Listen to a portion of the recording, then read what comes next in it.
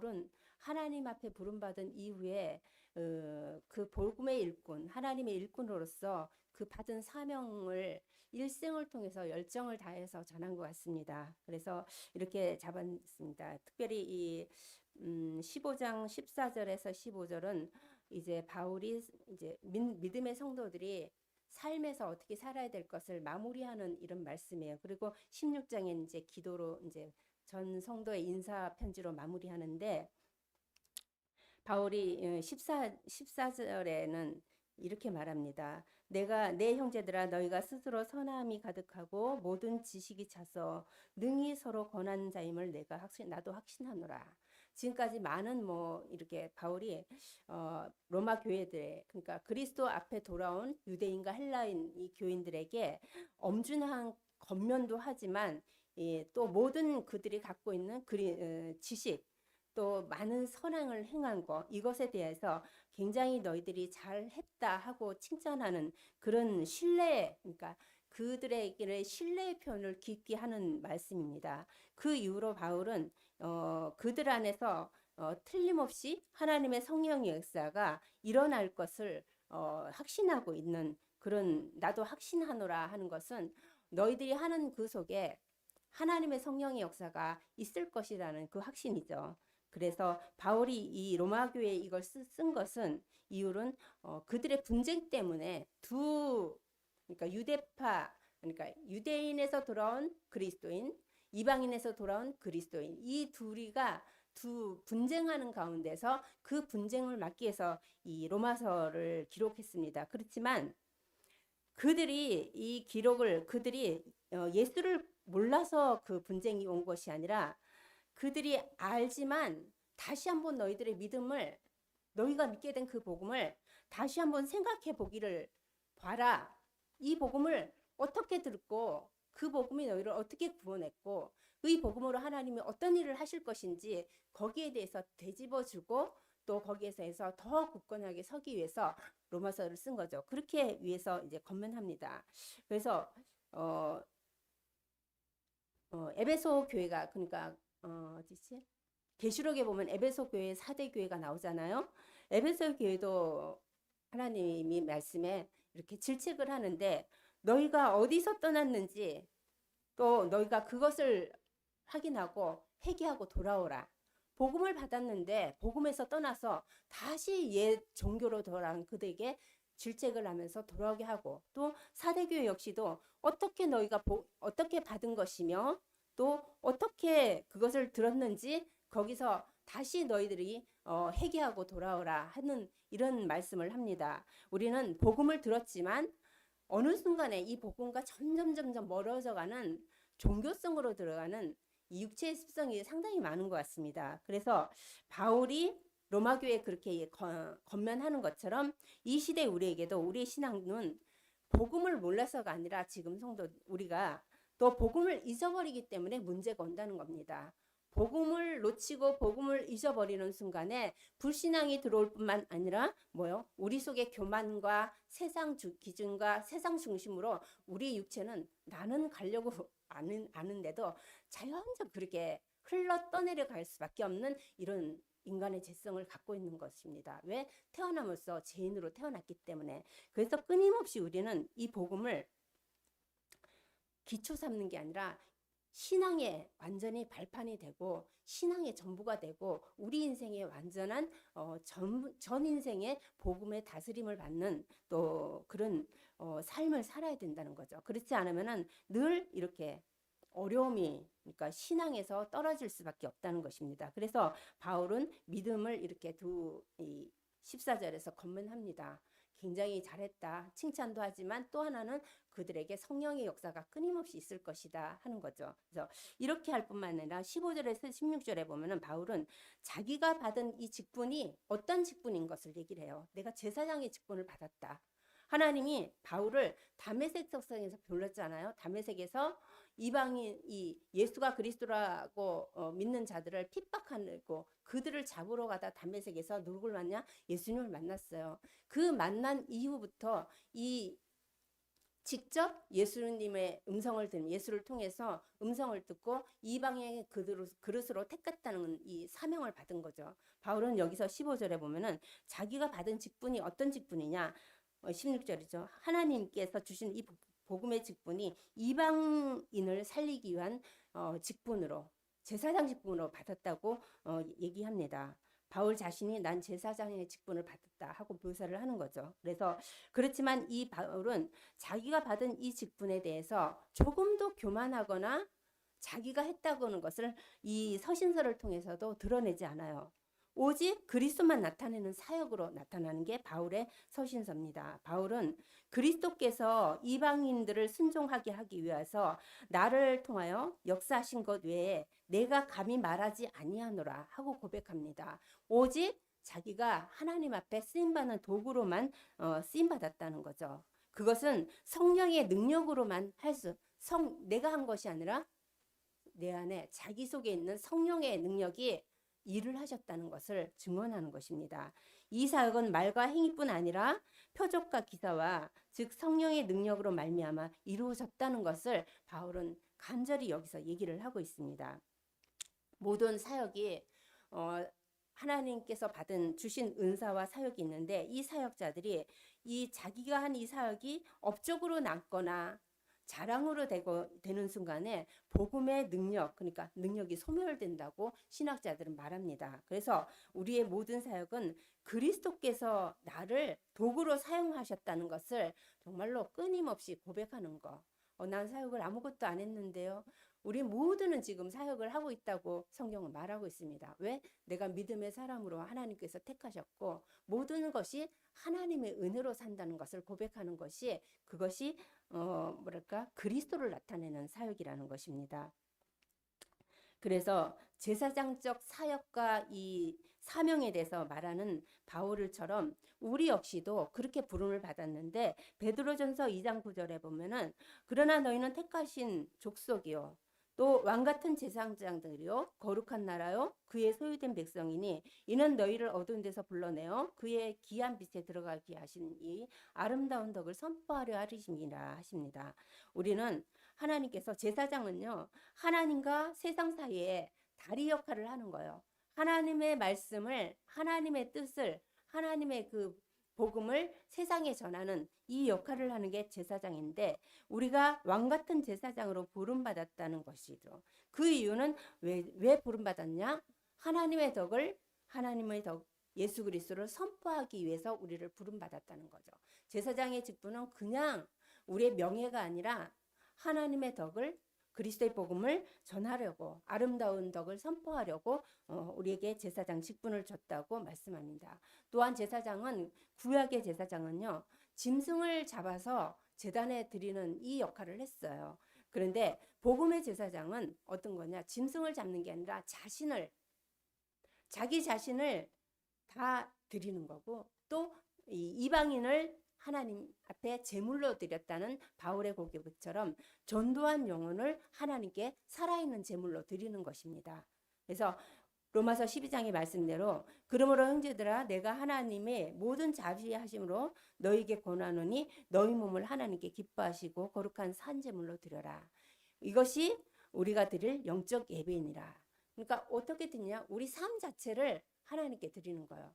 삶 자체를 드린다는 것은 우리는 모르는데 그냥 삶이 신앙 고백이고 삶의 예배를 드리는 거예요. 교회 와서만이 예배가 아니라 모든 우리 생활에 하나님의 예배로 드리는 거다. 그거는 하나님을 내 인생 모든 것에 주인으로 모시는 거고 또 하나는 그분의 온전한 주권을 인정하는 것이고 또 그분이 없이는 난 살 수 없습니다. 당신의 이끌림 받지 않고는 난 살 수 없습니다. 하는 그 은혜의 고백을 또 끊임없이 은혜를 간구하는 게 예배죠. 그래서 감사함으로 찬양을 드리고 또 우리의 육신의 양식을 먹듯이 영적인 말씀을 강단에서도 받지만 개인이 늘 말씀을 통해서 계속 하나님과 교제를 하면서 있잖아요. 이게 예배예요.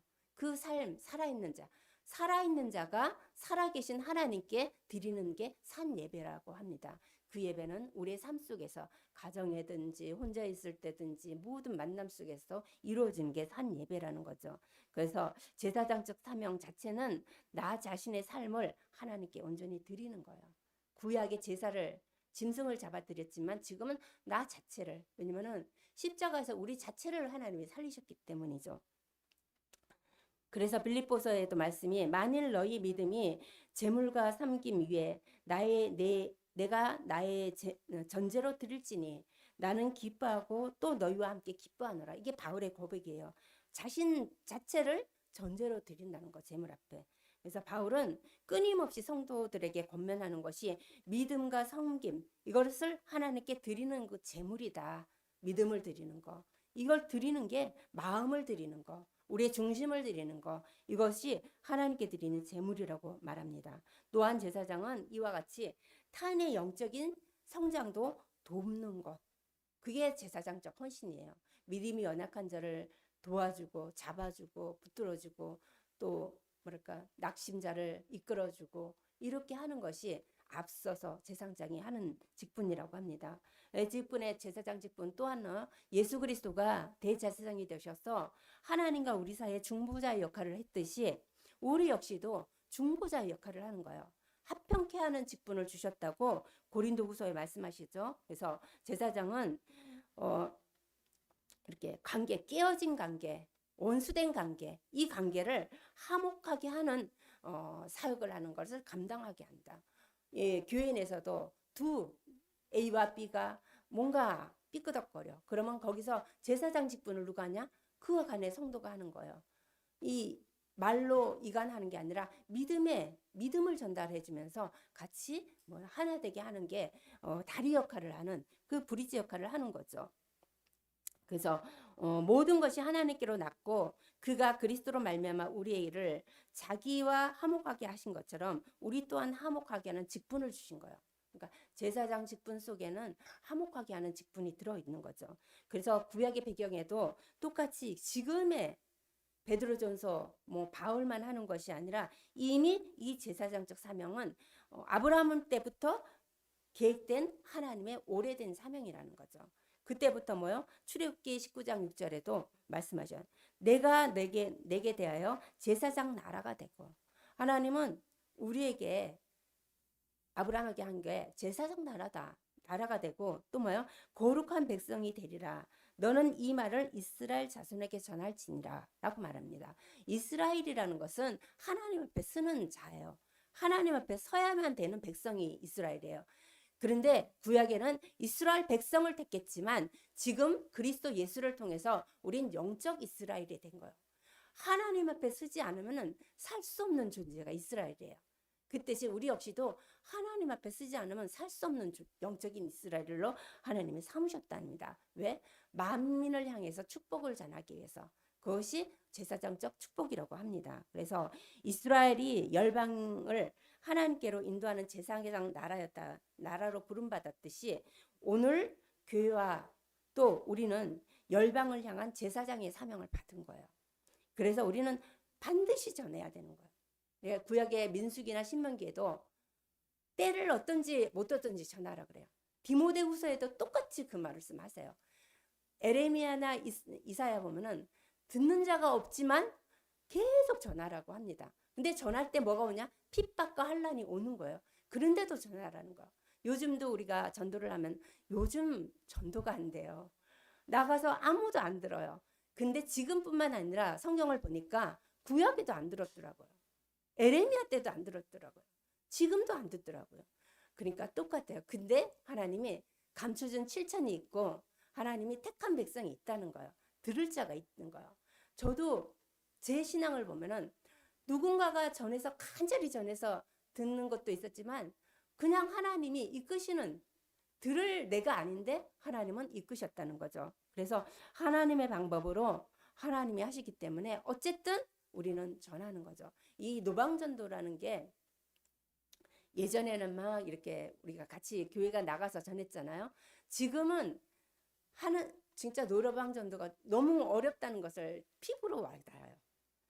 그래서 여러 가지, 예전에는 그냥 전도지만 줬는데 지금은 여러 가지를 넣고 주잖아요. 건빵도 넣고 뭐 물티슈도 넣고 사탕도 주고 준단 말이죠. 복음의 전도지가 갈급해서 받는 사람은 거의 일도 없는 것 같아요. 그런데 그 안에 있는 내용물, 눈에 보이는 거, 이것 때문에 모두가 안 받아가는 사람이 없어요. 진짜. 예전에는 싫어요 했는데 지금은 다 받아요. 보이는 육체에 눈에 보이는 걸 봤는데 왜 이러지? 다 먹고 살만한데 근데 어르신들도 그렇고 다 받아요. 우리가 예수를 믿고 신앙생활을 하는데 복음을 다 듣는데 이게 듣는 게 육신에 보이는 것 때문에 육신의 문제 때문에 듣는다면은 그 전도지의 내용이 아니라 건빵 때문에 받는 그 사람들과 별반 다르지 않다는 것이 느껴져요. 그래서 복음을 듣는다는 것은 전적인 하나님의 은혜고 복음을 들은 자가 스스로 성경을 읽는다는 건 이건 더 큰 은혜고 더 나가서 이 복음을 듣고 스스로 또 성경을 읽을 뿐만 아니라 거기에서 감동되어서 하나님께 기도를 한다. 정말 혼자 기도의 시간을 갖는다. 이 시대에 그거는 무한한 너무너무 깊은 하나님의 은혜를 축복을 받고 있는 거 아닌가 하는 생각이 듭니다. 그만큼 많은 분들이 그렇게 하고 있겠지만 그렇게 하지 않는 분들도 많이 있기 때문에 그만큼 하나님을 바라본다는 게 정말 쉬운 게 아니지만 하나님의 은혜가 간절히 사모하는 자에게 하나님 끊임없이 그걸 주는 거예요. 듣고자 하는데 계속 듣게 하고 읽게 하고 기도하게 하고 마음을 하나님을 이렇게 막 갈급하게 만들어서 더 찾아가서 듣게 하고 하는 것 같습니다. 그래서 구약의 이 하나님께서 주시는 이 복음을 통해서 우리만이 제사장은 우리만 스스로 쓰는 것이 아니라 정말 저 사람이 조금이라도 복음에 반응이 있다, 들었다, 성도가 정말 믿음의 성장이 하고 있다. 그러면 그가 스스로 삶에 일어나서 하나님을 기쁘게 하며 하나님 앞에 스스로 예배 드릴 때까지 돕는 게 제사장의 직분이라는 거예요. 그래서 끊임없이 아기가 태어나면 부모가 끊임없이 그가 스스로 인격체가 자라서 스스로 밥 먹고 학교 가고 뭔가 자기 인생을 준비할 그때까지 부모의 배경이 필요하잖아요. 돕잖아요. 마찬가지로 제사장적 사역은 그건 같아요. 믿음이 들어갔다. 거기서 끝나는 것이 아니라 계속 옆에서 도와주는 거, 바라봐주는 거, 또 넘어질만 하면 다시 세워주는 거. 이것이 제사장적 사명입니다. 그 또한 또 20절에서 24절에 보면은 바울은 받은 사명을 사역의 방향을 맞춰서 열정을 향해서 떼요. 이 말 20절에 보면요. 주의 이름을 부르지 못한 곳에 복음을 전한다 그래요. 주의 이름을 부르지 못한 곳, 듣지 못해서 부르지 못하기 때문에 그곳을 향해서 자기는 간다는 거죠. 그래서 또 이사야 말씀을 인용해서 소외된 자들에게 끝까지 가고자 할 뿐만 아니라 로마 복음화를 넘어서 그는 서바나까지를 꿈꾸고 있는 것입니다. 바울은 이 성경에서 보면은 자기의 요즘 말하는 MBTI 그 사람의 성향, 열정 이게 아니라 하나님께 받은 복음이 자기의 야망을, 자기 계획을 이루기 위해서 뭔가 자기 목적을 이루어서 하는 것이 아니라 받은 이 복음이 너무나 벅차고 너무나 기쁘고 이게 없으면 저 영혼이 죽어간다는 게 너무 가슴 타니까 이 하나님의 복음을 하나님의 나라를 끝없이 갈망하는 거예요. 가는 거예요. 누가 막을 수가 없는 거예요.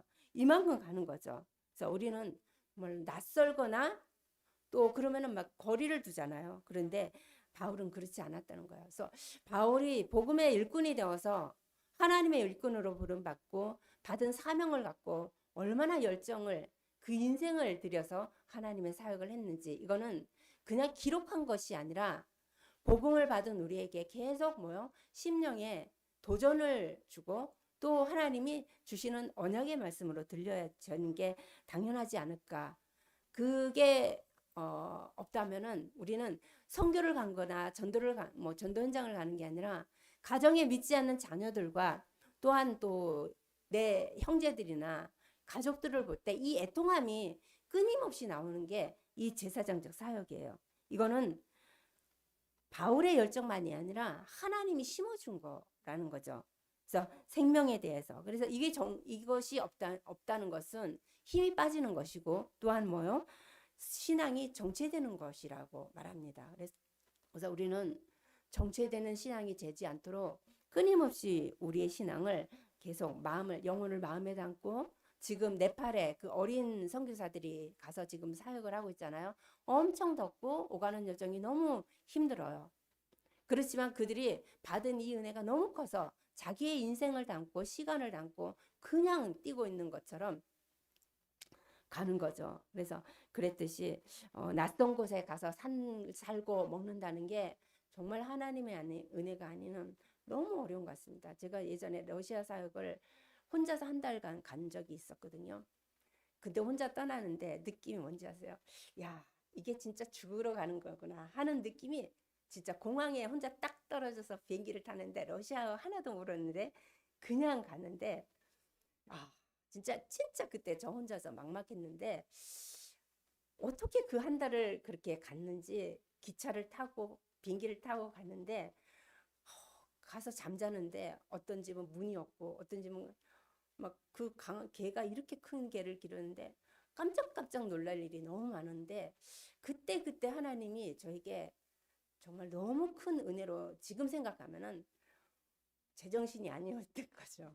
지금 제정신이면은 어려울 건데요, 이렇게 생각하는데, 정말 그때는 하나님이 그냥 이끌고 가셔. 그게 저를 살리는 방법이었고 저를 있게 하는 하나님의 계획이었던 거죠. 제 선교 사역의 가장 정말 최고 힘들 때가 그 러시아 한 달 갔고 필리핀 한 달간 사역했는데, 그때 고생은 이루 말할 수 없는 것 같아요. 저 혼자 갔기 때문에.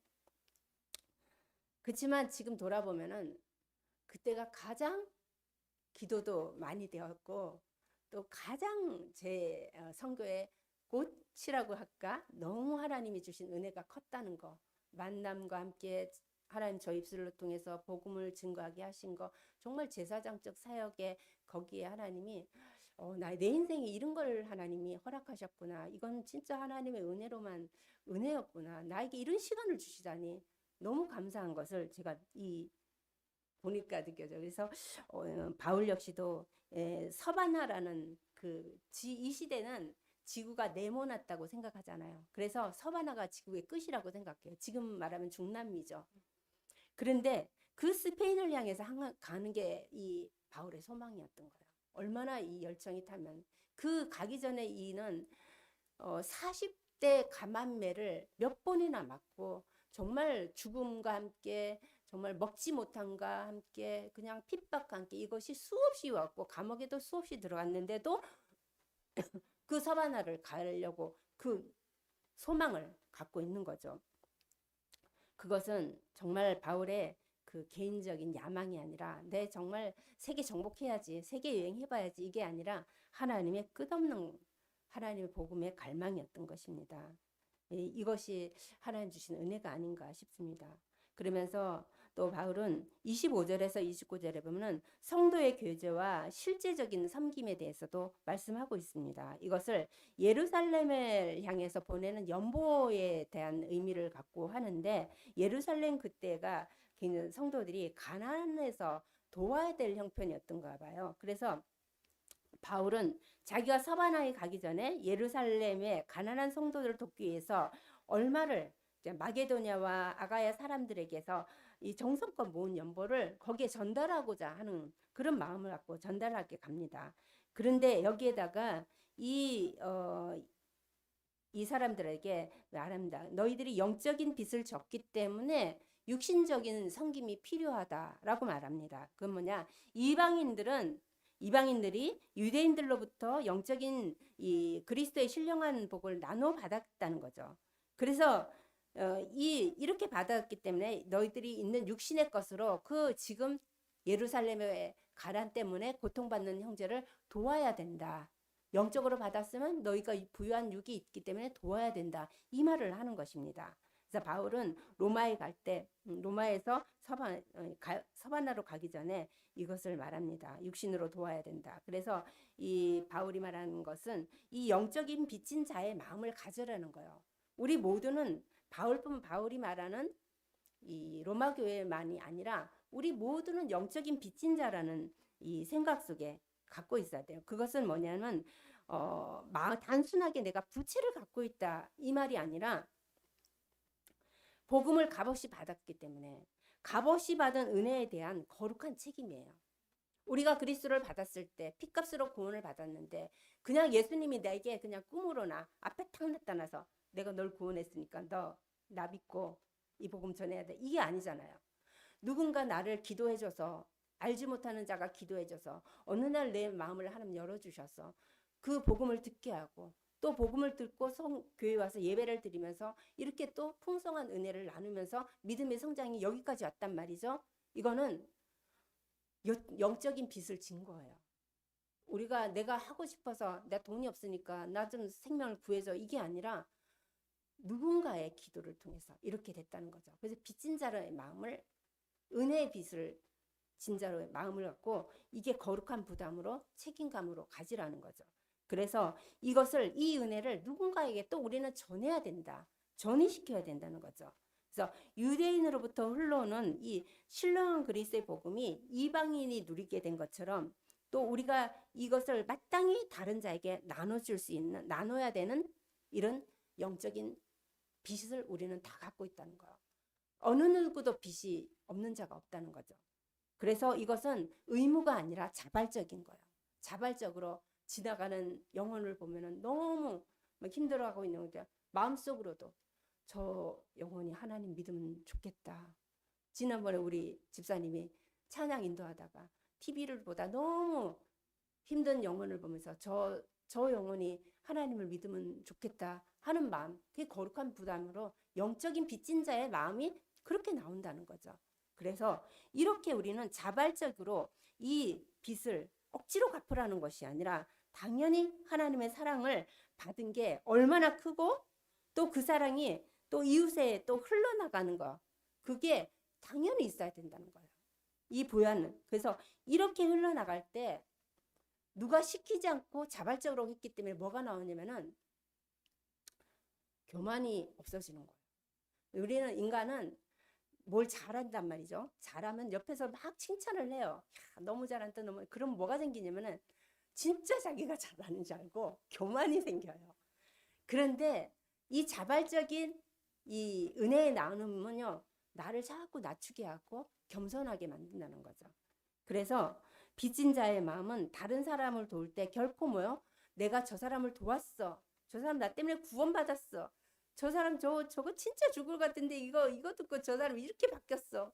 가정이 너무 좋았어. 이게 아니라 군림한다는 것이 아니라 거기서 생색을 내는 것이 아니라 정말 나에게 저 영혼을 붙여주셔서 하나님의 역사를 보게 했고 저 사람이 저렇게 믿음의 성장과 함께 저 가정이 저렇게 믿음으로 바뀐 걸 보니까 너무 감사.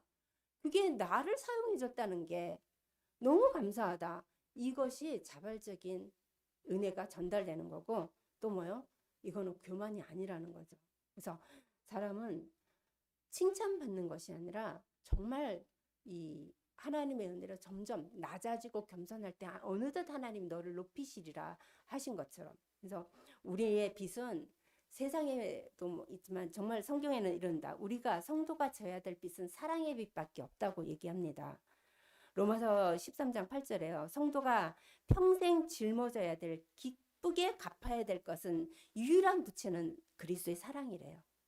그리스도의 사랑만이 우리가 사랑의 빚진 자고 그 빚은 우리가 이 땅을 떠날 때까지 갚아야 된다. 어떻게 해요? 어떤 분은 선교지를 다니면서 어떤 분은 뭐요? 정말 전도를 하면서 어떤 분은 기도를 하면서 어떤 분은 뭐 헌신을 하면서 이렇게 갚는다는 거죠. 그래서 은사라는 것이 나는 은사가 없다고 받은 은사가 없다고 그런데 없는 게 아니라 못 찾은 거고 인정을 안 하는 것 같아요.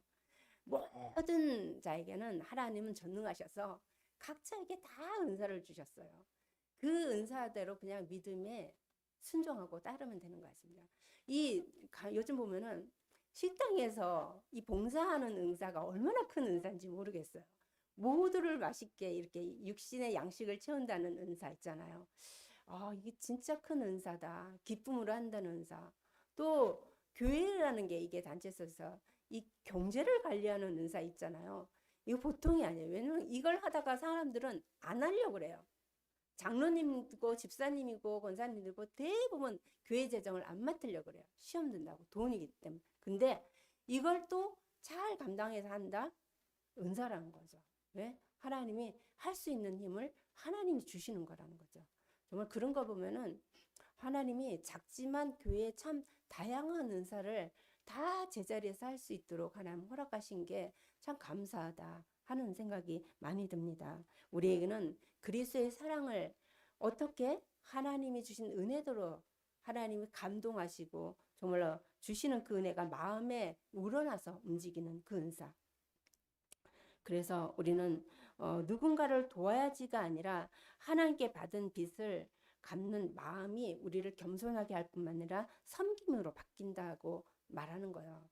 바울은 오직 그거라는 거예요. 또 믿음 로마서 1장에서 11장까지는요. 인간의 죄에서 얘기하고 거기서 구원하는 그리스도에 대해서 말씀하시고 구원받은 자가 어떻게 의롭게 돼서 살아가는지 구원이 어디서 이루어졌는지를 얘기하면서 12장에서 15장까지는 삶이에요.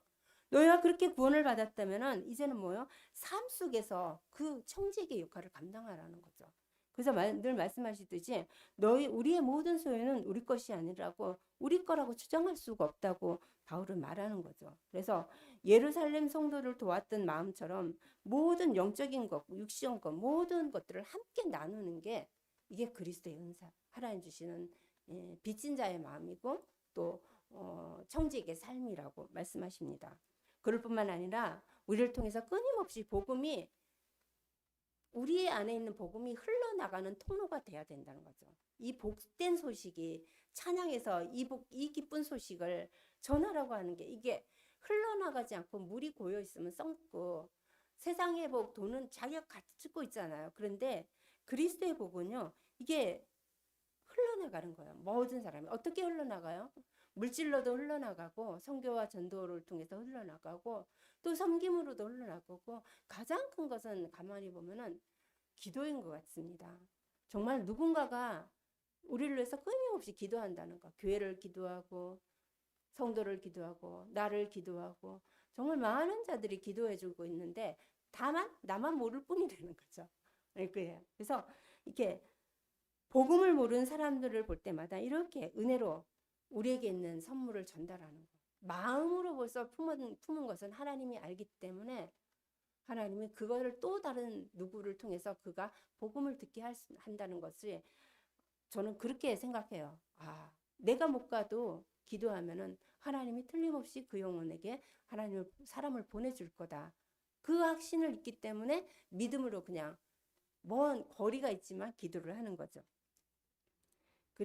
그래서 바울은 예루살렘 교회에 가는 자기에게 마게도니아와 아가이에게 그들을 도울 수 있는 연보를 갖고 가는데 이게 빚진 자의 마음이다 하고 내가 그걸 전달한다 하고 하는데 또 하나 바울은 29절에 보면요. 내가 너희에게 갈 때 뭘 가잖아. 예루살렘 교회 갈 때 그리스도의 충만한 복을 갖고 간다는 거예요. 물질은 그들을 통해서 갖고 가지만 바울은 그리스도의 충만한 복을 갖고 너희들에 간다. 이렇게 얘기합니다. 이것이 단순한 물질이 아니라 그 물질로 번영해서 잘 살게 하는 것이 아니라 마음의 평안을 넘어서 정말 복음의 정수를 그들에게 전하기 위해서 가는 것입니다.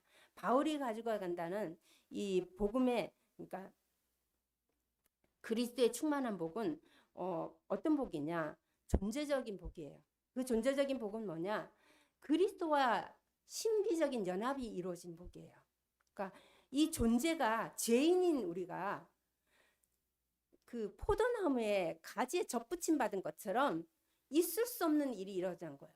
그리스도와 신비적인 연합을 통해서 우리는 그리스도 안에 거했다는 거예요. 그래서 바울의 고백 이 서신저를 보면 그리스도 안에서 이렇게 얘기를 합니다. 그래서 그리스도 안에 들어갔다는 거 이게 충만한 복의 핵심이에요. 우리가 그리스도 안에 있다는 거. 우리 스스로는 율법으로는 종교로는 우리의 선행으로는 그리스도 안에 들어갈 수 없는 존재예요. 죄인이 하나님 앞에 나갈 수 없는 존재고 그리스도를 알지도 못해요. 그런데 하나님은 그리스도를 우리에게 보내주셔서 이 죄의 모습을, 죄인을 의롭다 하시고 의를 칭하셨고 칭의하셔서 그리스도 안에 있게 만드셨다는 거죠. 그게 존재적인 복이에요. 우리의 존재가 복받은, 왜? 어떻게? 그리스도 안에 거할 수 있는 복을 받았다. 그래서 이 복은 그리스도께서 성취해 놓으시는 의롭고 거룩하고 생명이 나의 복이 되었다는 거예요. 의로운 복. 완전히 이제 죄인에서 의인이 된 복. 거룩한 하나님에 속한 것. 그리고 생명을 얻은 이것이 내 안에 있다는 거죠. 나의 것이 되었다는 거. 그래서 우리는 그리스도와 연합할 때 또 하나님은 그리스도를 보시듯이 우리를 보신다는 사실입니다. 우리를 죄인으로 보는 것이 아니라 우리 죄인이거든요. 내가 말씀을 비춰볼 때 죄의 모습만 보여요. 삶을 봤어도 다 죄인이에요.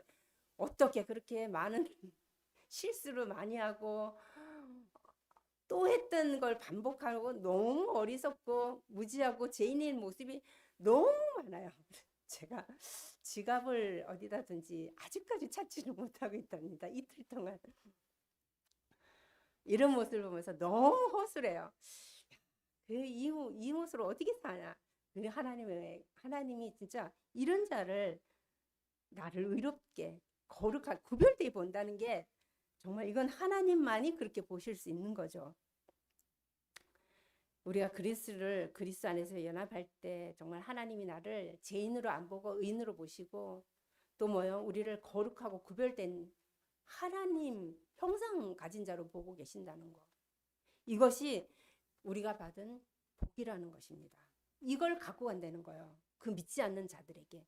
그리고요, 또 그는 관계적인 복을 또 그리스도 안에 충만한 복이라고 얘기를 했어요. 그 뭐냐? 관계적인 복은 하나님과 화목하게 되고 양자됐다는 거예요. 우리는 하나님과 화목하게 할 수 없어요. 죄가 끼어서 하나님이 우리를 손이 짧아서 우리를 건질 수 없는 게 아니라 죄 때문에 우리는 하나님께 가까이 갈 수 없는 거예요. 원수됐단 말이죠. 근데 하나님이 화목하게 하셨고 더 나아가 양자 삼으신 거예요. 후사 삼으신 거예요. 아빠, 아버지라고 부를 수 있는 존재예요. 제가 운행을 하고 오는데 어떤 여자분이 이 유모차 2개를 이 언덕에서 끌고 왔는데 너무 힘들게 막 끌고 내려가는 거예요. 유모차 쌍둥이야. 근데 얼마나 힘들겠습니까? 살짝 이 언덕인데 막 엄마가 힘들게 끌고 가는데 그 안에 아기를 봤는데 너무 편안하게 우유를 먹고 있는 거 둘 다. 그게 뭐냐면은 엄마와 자녀의 관계. 그 애는 그냥 엄마한테 모든 걸 맡기고 너무 편안하게 있다는 거예요.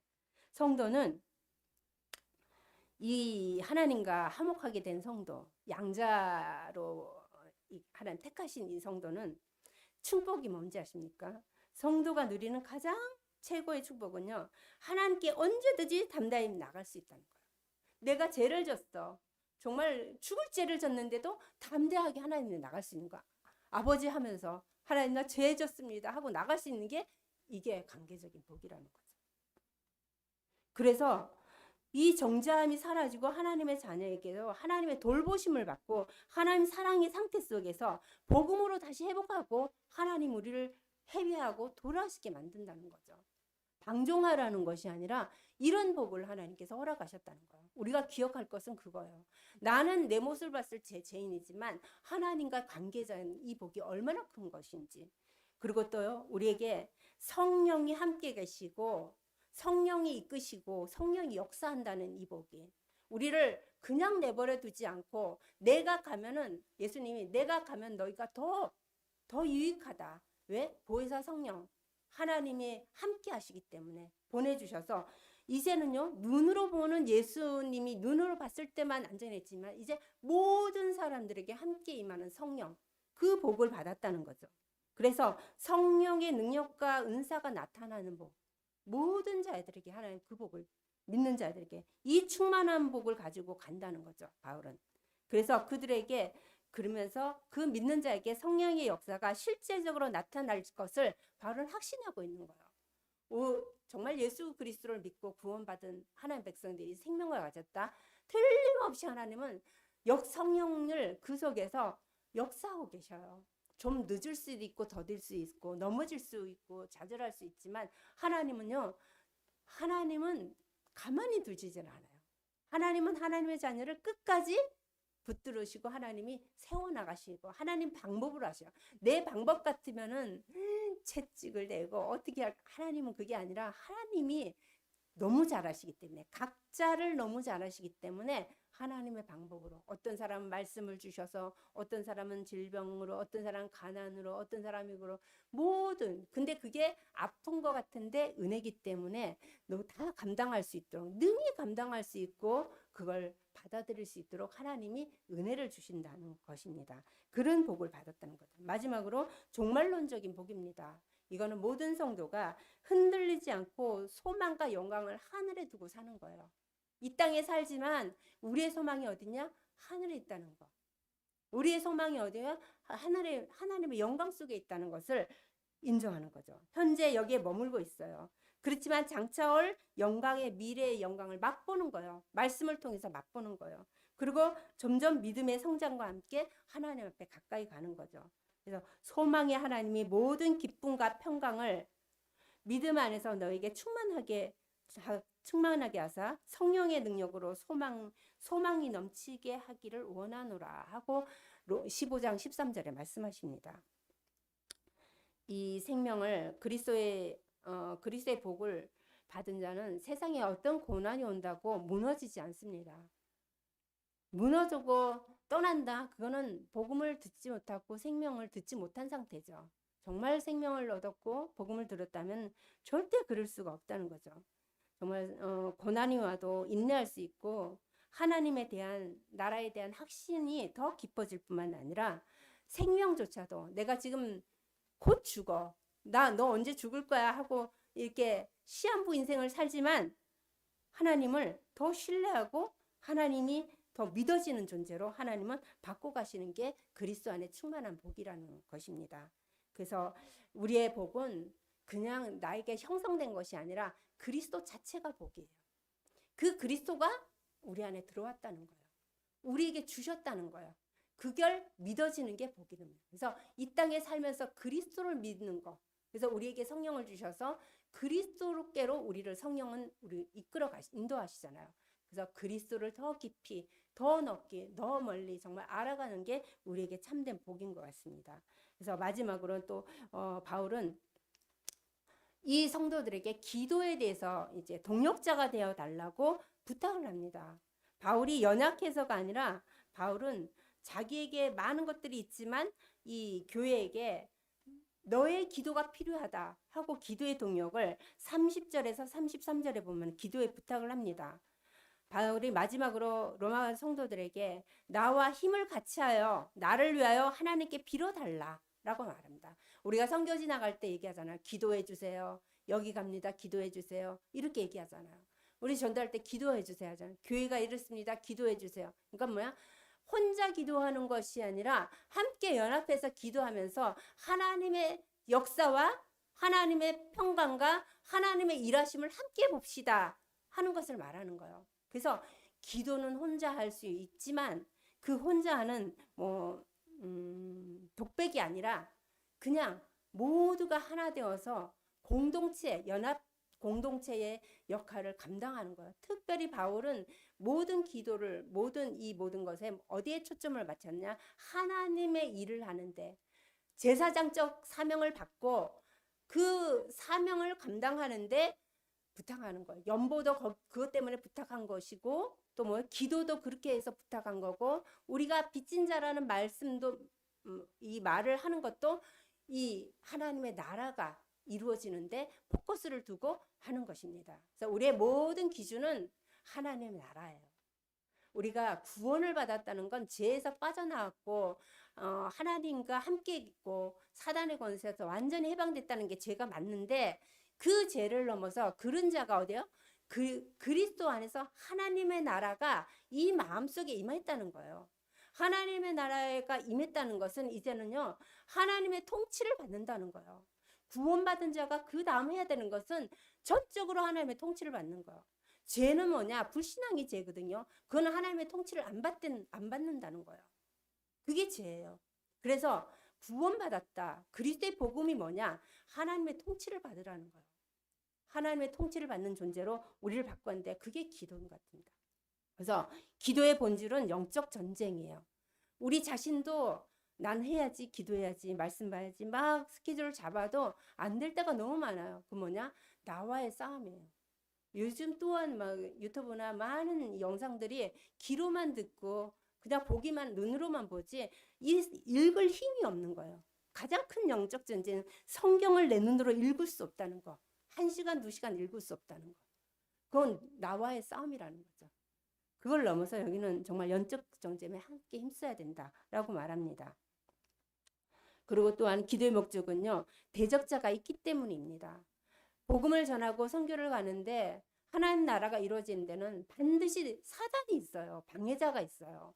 하나님의 나라가 그 영혼 속에 구원받지 못하게 하는 존재가 있다는 거죠. 악한 존재. 요한복음 8장 44절에 마귀가 있답니다. 그래서 그 대적자에서 보호받기 위해서 또 사역을 성취를 위해서 바울은 이 로마 교회에게 부탁을 하는 겁니다. 유대인들이 순종하지 않는 유대인들에게서 그들이 건진받고 구원받게 해달라고. 또 하나는 뭐냐? 예루살렘에 이 전달하는 이 연보가 그들이 기쁨으로 받을 수 있도록 기도해달라. 이 두 가지를 기도하는 거예요. 그래서 그걸 받을 때 나를 무시했어 하면서 안 받을 수도 있고, 또 유대인들을 복음을 전해서 그 구원을 해야 되는데 복음의 소리를 안 들을 수 있고, 이러기 때문에 로마 교회에 기도해달라 이 부탁을 하는 거죠. 우리 역시도 성도들이 계속 기도를 나누고 기도 제목을 나누고 기도에 이른 응답을 받았다는 것을 나눌 때 이게 하나님이 저 하나님 역사하셨구나, 성령이 저렇게 일하셨구나, 하나님 저런 은혜를 주셨구나 하고, 이게 그 은혜가 받은 사람이 얘기할 때 듣는 사람에게 전이가 되는 거예요. 은혜가 전달되는 거죠. 그것이 우리에게는 너무 필요한 것 같습니다. 그리고 기도의 근거는요, 하나님이 뜻과 평강이에요. 뭐냐? 기도는 자신의 야망이 아니라, 기도는 뭐죠? 이게 하나님의 뜻을 따라 이루어지는 거예요. 그는 하나님의 주권을 인정하는 거예요. 나는 이렇게 하고 싶은데 하나님은 아니야. 하나님 이거래. 그래서 맞습니다. 내가 없어지고 하나님이 발견되는 거. 이게 기도죠. 그래서 내 뜻이 없어지고 하나님의 계획 안으로 들어가는 게 기도입니다. 성도가 함께 이 기도를 같이 공유하고 통용했을 때 정말 많은 은혜가, 그 기쁨이 하나님이 주시는 기쁨이 일이 아니라 배가 되는 거죠. 그래서 바울은 이렇게 기도의 동력자가 되어 달라. 또 빚진 마음으로 함께 가자. 그리고 내가 제사장적 직분을 받은 것처럼 너희도 제사장 직분 받은 자들이다. 나는 서바나 로마로 가지만 너희는 있는 현장 속에서 그 사역을 감당해라. 나만 빚진 게 아니라 모두가 빚진 자다. 영적 빚진 자다. 십자가의 피로 구원받은 그 자체가, 이것을 부탁합니다. 그래서 정말로 이 바울이 로마서 15장, 이제 로마서 끝났는데 이 마무리를 하면서 이제 16장에는 완전 마무리 인사인데, 우리가 내가 제사장 직분을 통해서 가정에서, 또 자녀를 통해서, 형제를 통해서, 또 믿지 않는 영혼들과 만남을 통해서 정말 나 한 사람 한 사람이 이 세상 속에서 믿지 않는 자에게 하나님께 드려진 제사장 임무를 정말 감당하게 해달라고 할 수 있는 그런 기도가 우리에게 너무 필요할 것 같고, 영적인 빚진 자의 마음은 우리가 천국 갈 때까지 가진 것 같습니다. 우리는 조그만 부채가 있어도 너무 힘들잖아요. 그런데 이 십자가의 구원을 은혜로 먼저 받았기 때문에 빚진 자예요. 하나님 앞에. 또 믿지 않는 자에는 단연히 간절히 전해야 되고, 또한 우리는 모두가 기도의 동력자가 되어야 합니다. 내가 알지 못하는 선교사들이 전 세계에 흩어져서 복음을 전할 때, 하나님, 내가 알지 못하지만 저들의 인생을 하나님 나라에 정말 사용하게 해달라고.